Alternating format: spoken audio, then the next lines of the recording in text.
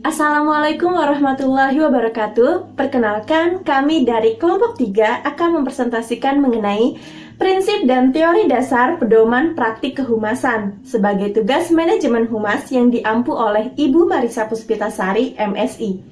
Pada kesempatan kali ini, kelompok kami yang terdiri dari saya, Raini, Delia Hafni, dan rekan-rekan saya yaitu Anissa Sekarulan, Ashifa Amelia Azahra, Nabila Sahma, Novita, dan Priscilia Novi Febriani.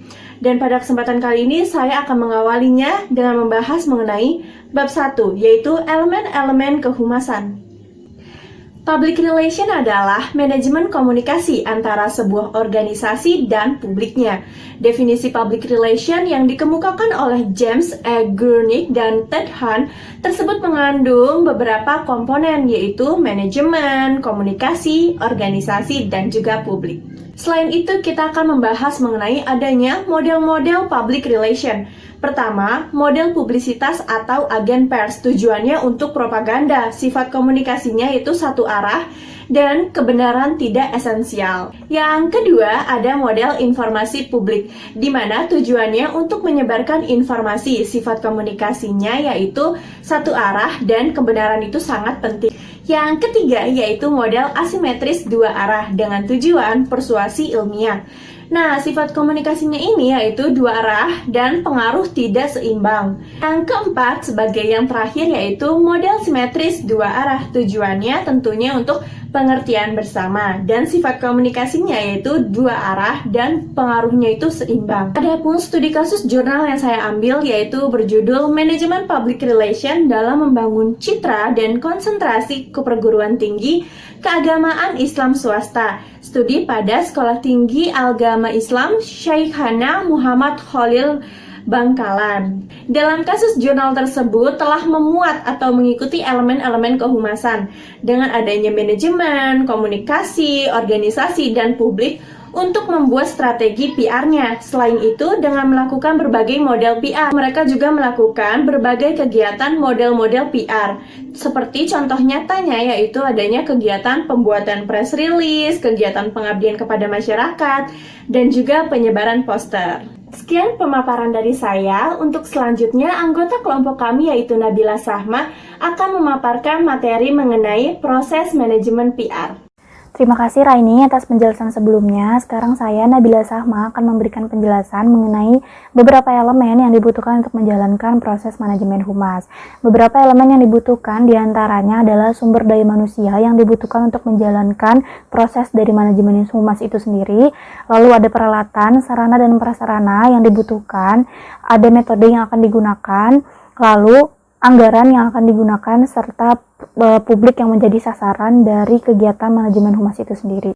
Lalu, contoh kasus dari berita online mengenai penerapan elemen-elemen dari proses manajemen humas ini sendiri dilansir dari Detikcom mengenai Pertamina yang mendirikan bengkel untuk korban PHK akibat COVID-19. Di sini Pertamina melakukan serangkaian proses yang melibatkan elemen seperti menentukan sumber daya, yaitu korban dari PHK yang terdapat di Desa Kertajaya, Kabupaten Bandung, Jawa Barat, lalu menentukan sarana dan prasarana, metode dan anggaran. Selanjutnya Pertamina menentukan kebijakan-kebijakan untuk mencapai tujuannya, yaitu dari korban PHK yang mendapatkan wirausaha tersebut harus mengikuti pelatihan tentang ilmu wirausaha dan otomotif kelas praktek ke bengkel entrepreneur itu sendiri. Selanjutnya, bab 2 mengenai menentukan tujuan dan sasaran perusahaan akan dijelaskan oleh Priscilia. Terima kasih. Baik, terima kasih Nabila atas penjelasannya. Selanjutnya akan saya jelaskan mengenai menuliskan tujuan program. Dalam menuliskan tujuan program itu sendiri memiliki 3 poin penting. Yang pertama ialah memberikan fokus dan arah, yang kedua memberikan arahan dan motivasi, dan yang ketiga ialah mengungkapkan hasil yang harus dicapai. Selanjutnya akan saya jelaskan mengenai cara merumuskan tujuan program humas. Nah, tujuan program humas itu selalu berorientasi pada hasil.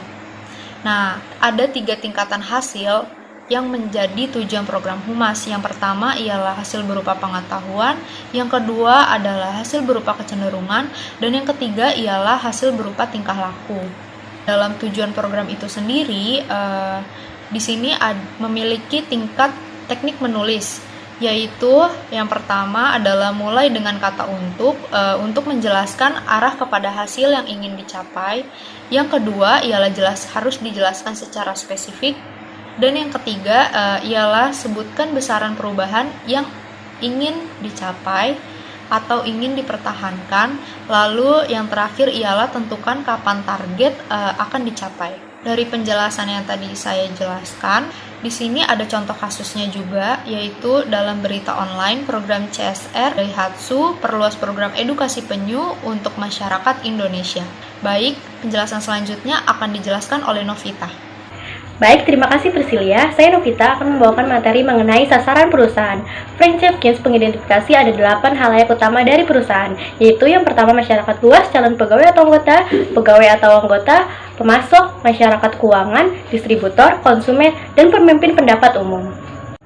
Menurut James Gurnick, para pihak yang berkepentingan dengan organisasi atau perusahaan meliputi pemegang saham, masyarakat sekitar, karyawan, alumni, konsumen, organisasi pemerintahan, dan masing-masing dikategorikan ke dalam stakeholder internal dan stakeholder eksternal. Menurut Gottlieb Centerbloom, ada 7 kategori untuk menentukan halayak organisasi atau perusahaan. Yang pertama geografis, kedua demografis, ketiga psikografis, keempat kekuatan tersembunyi, kelima kedudukan, keenam pemuka pendapat, dan terakhir itu 7 keanggotaan.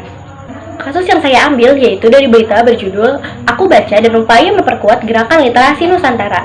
Hal ini berkaitan dengan materi target halayak, yaitu berkaitan dengan pendekatan untuk halayak organisasi, yaitu dalam pendekatan geografis, demografis, dan psikografis. Saya mengambil kasus dari jurnal yang berjudul Strategi Komunikasi Humas PT Kereta Api Indonesia Daerah Operasi 1 Jakarta dalam penertiban lahan proyek Transit Oriented Development di Stasiun Bogor. Berkaitan dengan materi halayak, dalam hal ini, pihak humas beserta divisi lain mengobservasi dan mengumpulkan data terkait siapa saja sasaran yang akan diberikan pengarahan atau sosialisasi terkait penertiban yang dilakukan oleh pihak PT Kereta Api Indonesia Daerah Operasi 1 Jakarta. Untuk materi selanjutnya akan dibawakan oleh Anissa Sekarulan, yaitu mengenai anggaran humas. Terima kasih Saudara Novita atas penjelasannya. Selanjutnya saya, Anissa Sekarulan, akan menjelaskan bab 3 mengenai budgeting dan pengambilan keputusan. Yang pertama ada anggaran humas. Menyusun anggaran adalah salah satu pekerjaan yang penting yang harus dilakukan oleh praktisi humas sebagai bagian dari perencanaan program humas. Penyusunan anggaran diperlukan untuk mengetahui seberapa banyak biaya yang diperlukan dalam rangka membiayai suatu program kerja humas. Anggaran dapat berfungsi sebagai suatu pedoman atau daftar kerja yang harus dipenuhi.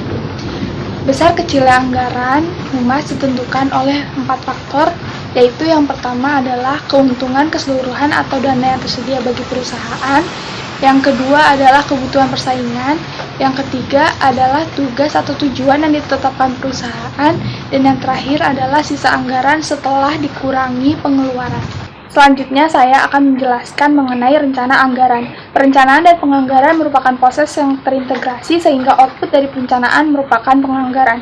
Penganggaran merupakan aktivitas yang dilakukan secara terus-menerus mulai dari perencanaan, penyusunan, pelaksanaan, laporan, hingga pemeriksaan. Proses ini dikenal juga dengan sebutan siklus anggaran atau budget cycle. Siklus ini tidak berjalan secara estafet tetapi mengalami proses secara simultan. Materi selanjutnya akan dibawakan oleh Ashifa Amelia Azahra. Baik Anissa, terima kasih. Perkenalkan saya Ashifa Amelia Azahra dan pada kesempatan kali ini saya akan menjelaskan mengenai pengambilan keputusan. Pengambilan keputusan merupakan seperangkat langkah yang diambil oleh individu atau kelompok dalam memecahkan masalah. Pengambilan keputusan merupakan salah satu bagian integral dari manajemen yang paling penting. Dalam hal ini, PR memiliki peran manajerial yang berarti bahwa PR berpartisipasi dalam pengambilan keputusan organisasi. Dalam artian bahwa PR dituntut untuk berani mengambil keputusan baik atas pertimbangan individu dengan kewenangannya sebagai pimpinan maupun keputusan dari hasil musyawarah dengan memperhatikan pemikiran, perasaan, atau masukan dari anggota organisasi. Contoh kasusnya terdapat dalam jurnal yang berjudul Proses Pengambilan Keputusan Strategik dalam Penyusunan Anggaran di IAIN Sultan Amai Gorontalo. Proses pengambilan keputusan mulai dari tahapan identifikasi masalah, pengembangan, penyelesaian, serta implementasi dan evaluasi. Setiap pengambilan keputusan dirumuskan dan dikoordinasikan dahulu dengan para pengambil keputusan di tingkat institut, tingkat fakultas hingga prodi, lembaga atau unit, dan tingkat pascasarjana sebelum ditetapkan sebagai suatu program dalam perencanaan penyusunan anggaran. Hal ini bertujuan agar pihak-pihak yang berkepentingan merasa dihargai dalam memberikan solusi yang baik dalam memecahkan suatu masalah, sehingga keputusan dihasilkan bersifat terbuka atau transparan, bersifat objektif dan logis, dan dapat dipertanggungjawabkan bersama. Sekian yang dapat kami presentasikan. Mohon maaf apabila ada kesalahan. Wassalamualaikum warahmatullahi wabarakatuh.